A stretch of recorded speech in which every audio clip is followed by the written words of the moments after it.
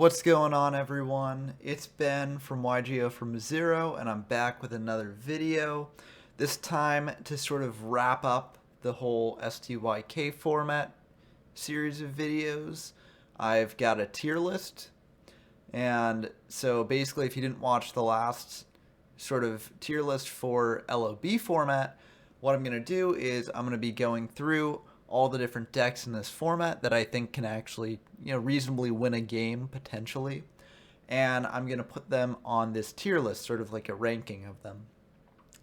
And so let's just discuss what these tiers mean very briefly.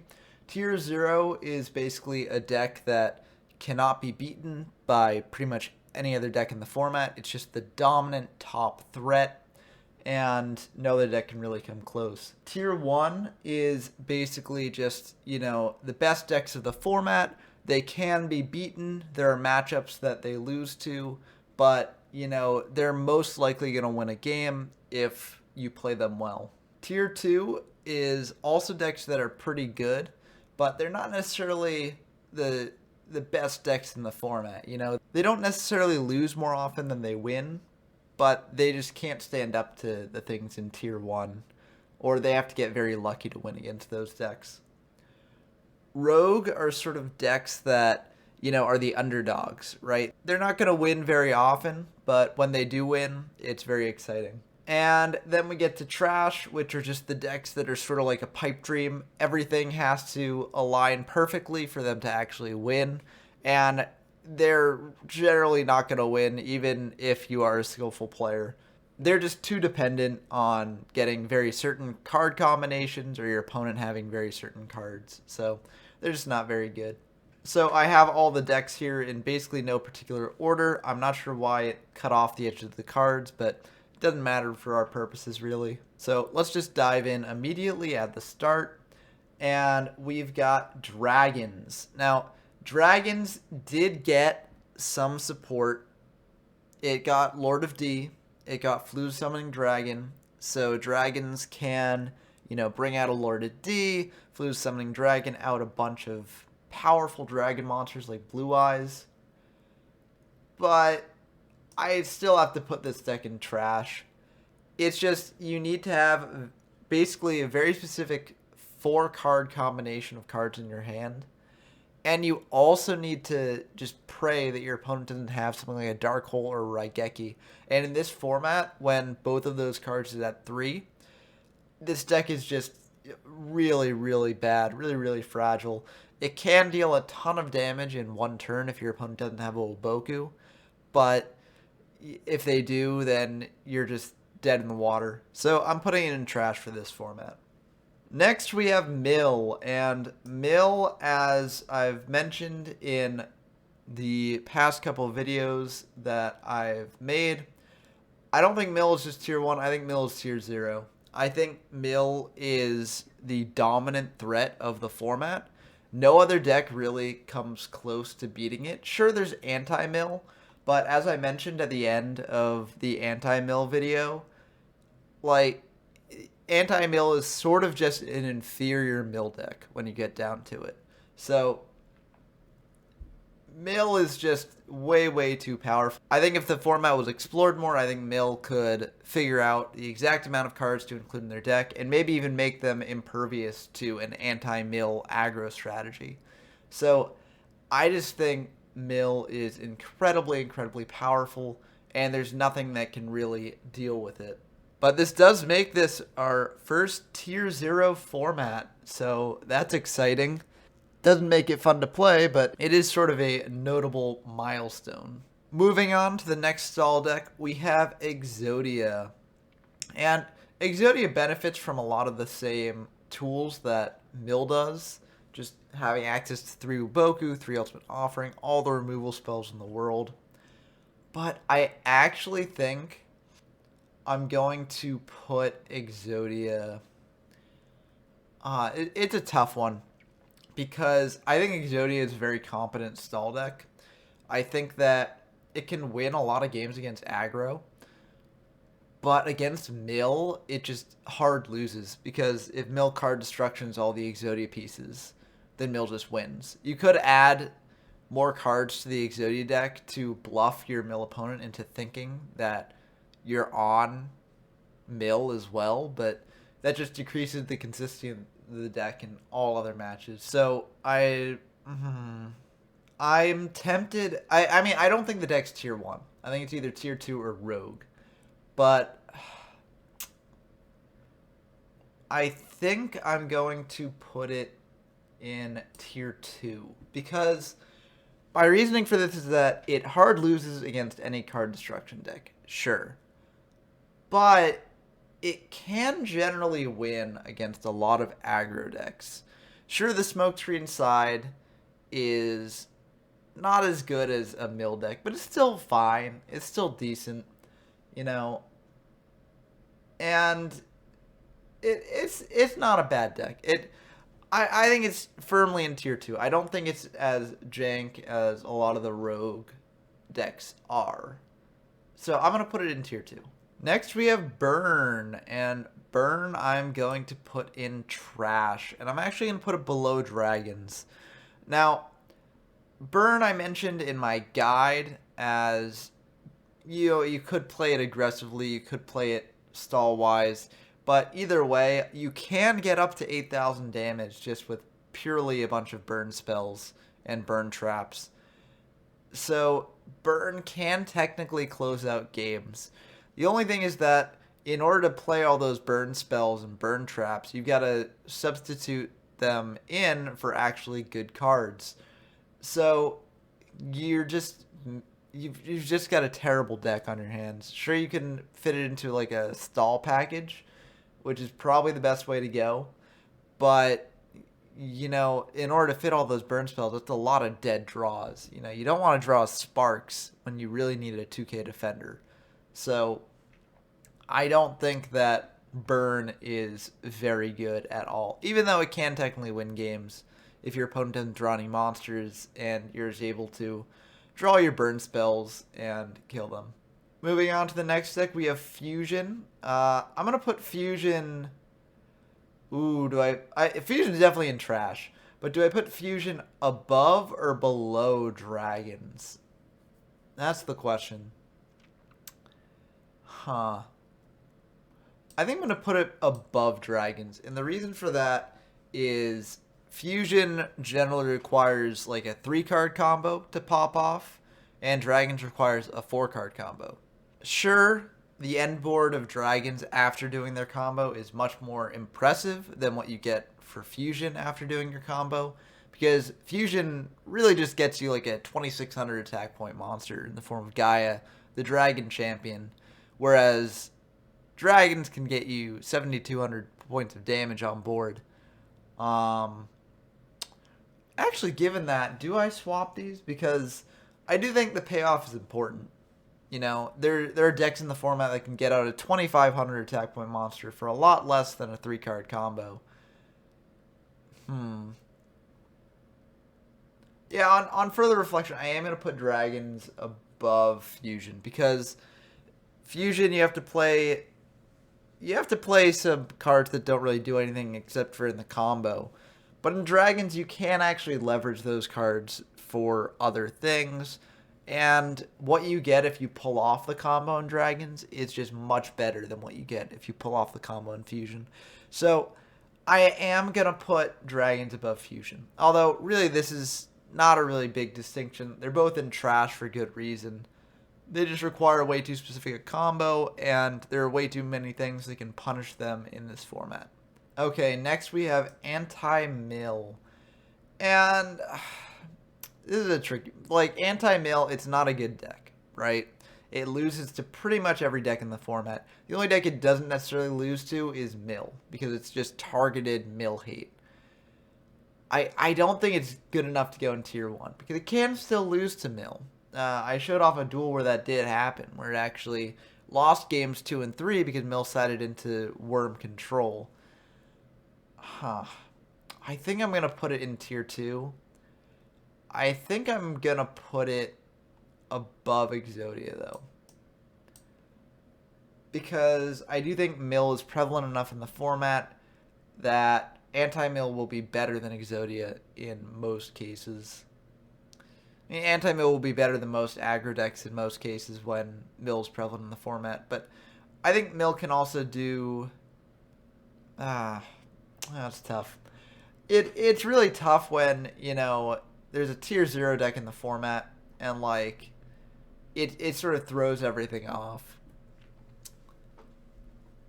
I'm going to leave it here for now. I wouldn't feel right putting it in tier 1, I don't think, just because tier 1 is just... it's decks that are supposed to be good. And anti-mill is most assuredly not good. It just can win against the best deck in the format. I don't know. I'm going to put it in tier 2. Next, we have Conga Line Aggro, and I'm going to put this in tier 1. I think Conga Line Aggro is a really, really good aggro deck, just enabling you to get a ton of offensive pressure on your opponent and just not letting up, you know. I think it's really good. I think it has a decent matchup against Mill, even though I think Mill is still favored to win. Conga Line Aggro can put a lot of pressure on them, reduce their life points down pretty low if they're using up Ultimate Offering a lot. I think Conga Line Aggro is a perfectly fine deck, and it's fun to play too, you know, just being able to bring out a beater every turn. Very fun. Next we get to Equip Tribal. So this is supposed to be sort of just buffing up your monsters with equip spells like Lodge-ins with Swords of Dark Destruction, or if you're playing like Re-Education Powered or Mending Treasure Chest, you can buff those up with Swords of Dark Destruction as well. You can also use like Battle Ox and Invigoration. You know, there are a couple equip spell cards that kind of change the name of the game in this format. And this one's tough to say because I think it's okay. You know, it's definitely not trash. But the equip spells are basically just function as removal spells, since there's just so much removal in the format already. So I think I'm actually going to put it in Rogue. I don't think it's good enough to go in tier 2. It's not bad, and you can slot it into other sort of forms of aggro, but it just doesn't really do enough. Sure, you can get over a 2k defender if you equip it to a Lodge-in, but if you don't have a Lodge-in, then it's going to sit basically dead in your hand. Unless you use it as a removal spell against, like, another Lodge-in. You know, you summon out Rogue Doll, Re-Education Powered, whatever, and then you activate Sword of Dark Destruction, equip it to your monster, and get over the Lodge-in. But actually, I don't think Rogue Doll is dark, so that wouldn't work. But Re-Education Power definitely is. So you attach it to a 1600 monster, allow it to get over a beater. You know, it's a decent removal option. So I'm going to put it in Rogue because I don't actually think it's that bad. It's just also not really that good. Next up, we have Tribute Aggro. I think this is tier 1. And I think it's... this is tough because I think Tribute Aggro, of all the aggro decks, I think Tribute Aggro does have the best matchup against Mill. I mean, besides Anti-Mill, of course. But I don't think it's actually... Here, I'll judge it on this criteria. I think Tribute Aggro can beat Conga Line Aggro. And the reason for that is that Conga Line Aggro will have monsters on the board for Tribute Aggro to Change of Heart and Summon a Skull into. So I think that it is better than... I think it's better than Conga Line Aggro. I'll say that. I think they're pretty even in terms of power levels, because Tribute Aggro, while it can make a powerful play in Change of Hearting and summoning out a Summoned Skull, that can lose to Trap Hole, and also if you have Summoned Skull in hand without having Change of Heart, then that can be pretty rough. But I think it's still... yeah, I'm gonna put it tier 1 above Conga Line Aggro. And I think it does have a good matchup against a lot of stall decks, just being able to get over their 2k defenders. Okay, next up we have Worm Control, which I'm symbolizing with Ultimate Offering, because there's Worm Control and Worm Aggro, and I don't want those to get mixed up. So I'm going to symbolize it with Ultimate Offering, because another way you could call the deck is Ultimate Offering Control. Because really the backbone of the deck is using Ultimate Offering to bring out things like Wall of Illusion and Man Eater Bug during your opponent's turn, using those to clear away your opponent's monsters, and then just getting in for damage with the Wicked Worm Beast. So I really love this deck. This might be some bias talking, but I think it goes top of tier 1. And the reason I'm putting it there is because I think against any other aggro deck, it wins hands down. Like, it is just such a powerful deck. It's such a hard deck to play against if they do have Ultimate Offering. And even if they don't draw Ultimate Offering, it's still tricky to deal with. So I actually think it's top of tier 1. I think it has a bad mill matchup, which maybe should put it lower, right? But it's hard to judge versus mill because every deck has a bad mill matchup. Except for anti-mill, and that deck is still not very good. So I think in just determining the individual tier rankings, like among the tiers themselves, I think that we can't judge it against the tier 0 deck because that deck is just too strong. So we have to judge it sort of against the other, weaker decks in tiers 1 to trash. So I think using that metric, that Ultimate Offering Control, Worm Control, whatever you want to call it, I think that is just the top of tier 1 because I think it's very, very good. It's also tier 1 in my enjoyment as well. I think it's an incredibly fun deck to play.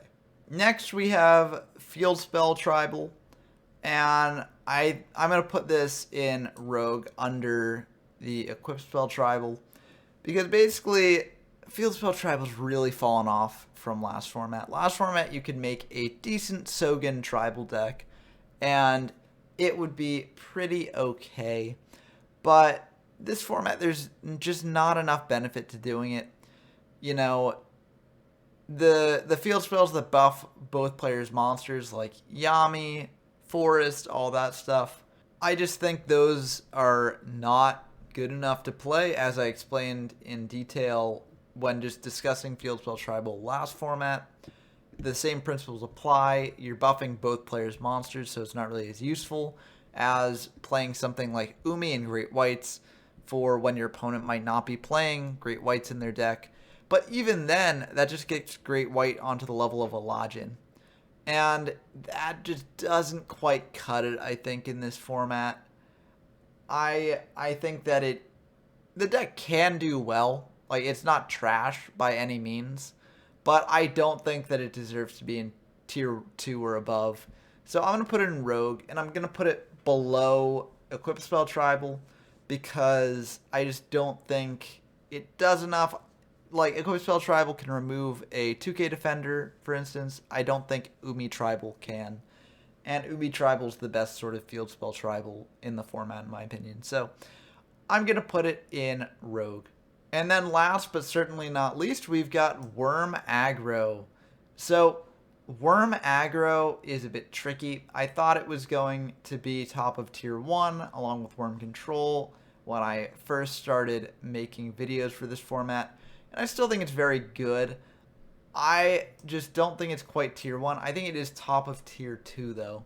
And I think that if we get more eyes on the format, I think that people might be able to figure out a way to make a sort of Worm Aggro deck that's a bit better than the one that I naively made when first diving into the format. So I am going to put Worm Aggro at the top of tier 2 with the potential to definitely rise up into tier 1. Because I do think that the idea behind it is pretty sound. It's just, you need to figure out exactly which cards to play and in what ratios. But anyways, that's going to be the tier ranking here. And you'll see that there's actually a lot more deck variety than you might expect from a format this early on in the game's history. And there's also a lot more deck variety than there was last format. Last format, there were like 5 or 6 decks that you could potentially play, and like 3 of those were trash. Now we still got like 3 decks in trash, but we've got a ton of other options for tier 1, tier 2, and Rogue, which is really cool to see. The only downside is that There's also a tier 0 deck in the format, which is Mill, and I think Mill is just way too powerful. It makes the games that you play against it very unfun. And so that's the one caveat to this format. I think this format's really, really cool if you ignore Mill, but since Mill is in the format, it just drags the whole thing down with it. But I thought it was really fun just diving into this format and exploring it a bit. As I've said multiple times, this format is really unexplored because it's not really technically a format. It's just playing with this card pool without a limited or banned list. And the first real format of the game really happens when the first limited list comes out. And that's Yu-Gi Kaiba format. So basically, next format I'll be covering won't include any new cards, but it will include new limitations on what cards you can play. And from what I've heard, it makes it a much more diverse and balanced format than this one is, where there's no real tier 0 deck, and there's a very sort of healthy metagame with a ton of different decks that can do well. So I'm really excited to dive into that next.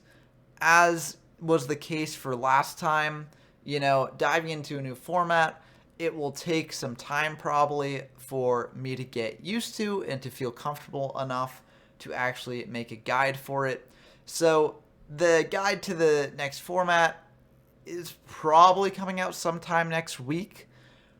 It might be longer than that because that Yu-Gi Kaiba, I don't want to put out incorrect information on it because there are people who actually do play it. So I do want to sort of do a deep dive into that format and really get to know my stuff before making a guide on it.